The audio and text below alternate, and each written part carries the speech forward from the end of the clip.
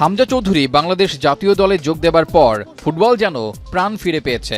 এরপর ফাহমিদুল ইসলাম, সমিত সোমরা উন্মাদনার মাত্রা করেছেন দ্বিগুণ। ঘুণে ধরা ফুটবল হয়ে উঠেছে প্রাণবন্ত। সংবাদ মাধ্যম থেকে শুরু করে চং দোকানের আড্ডা, সব জায়গাতেই ফুটবল যেন আলোচনার কেন্দ্রবিন্দু। এসব উন্মাদনায় ফুটবল পেয়েছে অনেক কিছু। এক হামজা আসার পর বদলে যায় দেশের ফুটবলের দৃশ্যপট। জার্সি থেকে অফিসিয়াল পার্টনার বাফুফের আঙিনা এসেছে বহু বিজ্ঞাপন, যেটা একটা স্পোর্টসকে এগিয়ে নিতে সবচেয়ে গুরুত্বপূর্ণ। ফুটবলের জন্য তো বটেই। তবে এত কিছুর পরও সমর্থকদের হতাশই হতে হচ্ছে। গেল জুনে এএফসি এশিয়ান কাপ বাছাইয়ে ঘরের মাঠে সিঙ্গাপুরের সাথে হারের কারণে ফিফা র্যাঙ্কিংয়ে এক ধাপ পিছিয়েছে বাংলাদেশ। এই অবনমন ইশারা দিচ্ছে হামজা সমিতরা দেশের ফুটবলকে এখনও কাঙ্ক্ষিত উচ্চতায় নিয়ে যেতে পারেননি, যার জন্য দরকার সময়। নিঃসন্দেহে বাংলাদেশের চিন্তার জায়গাটা গোল স্কোরার নিয়ে। গোল করার সুযোগ আসলেও সেসব কাজে লাগাতে ব্যর্থ হয় ফরওয়ার্ড লাইনের ফুটবলাররা। ভারতের সাথে এই অভাবটাই ভুগিয়েছে বাংলাদেশকে। এরপর সেই অভাব অনুভূত হয় ঘরের মাটিতে সিঙ্গাপুরের বিপক্ষের ম্যাচেও।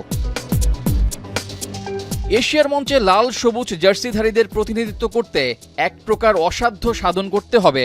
হাতে যে 4 ম্যাচ আছে সমীকরণ অনুযায়ী জিততে হবে প্রতিটি ম্যাচেই, অন্তত হারা যাবে না কোনো খেলাতেই। তাহলেই এই কঠিন পথটা পাড়ি দেওয়া সম্ভব হামজা জামালদের পক্ষে। তবে সবার আগে কাটিয়ে উঠতে হবে স্ট্রাইকার সংকট। ঘুরে ফিরে এদেশের ফুটবলের উন্মাদনার জায়গাটা যেন ফিরে যায় আর্জেন্টিনা ব্রাজিলে। কাতার বিশ্বকাপ জয়ের পর থেকেই ফিফার র্যাঙ্কিংয়ে শীর্ষস্থান দখল করে আছে লিওনেল মেসির আর্জেন্টিনা। অবশ্য শীর্ষ 5 দেশের অবস্থান আগে যা ছিল ঠিক তাই আছে। আর্জেন্টিনার পর 2-এ আছে স্পেন, 3-এ ফ্রান্স, 4-এ ইংল্যান্ড ও 5 নম্বরে রয়েছে 5 বারের বিশ্ব champion Brazil. UEFA Nations League জেতায় অবশ্য সুখবর পেয়েছে ক্রিস্টিয়ানো রোনালদোর পর্তুগাল। এক ধাপ এগিয়ে 6-এ চলে এসেছে তারা। এক ধাপ পিছিয়ে 7 নম্বরে নেমে গেছে নেদারল্যান্ডস। বেলজিয়ামের অবস্থান 8 নম্বরই আছে। এক ধাপ এগিয়ে জার্মানি ও ক্রোয়েশিয়া যথাক্রমে 9 ও 10 নম্বরে চলে এসেছে। রেজাউল করিম, এখন।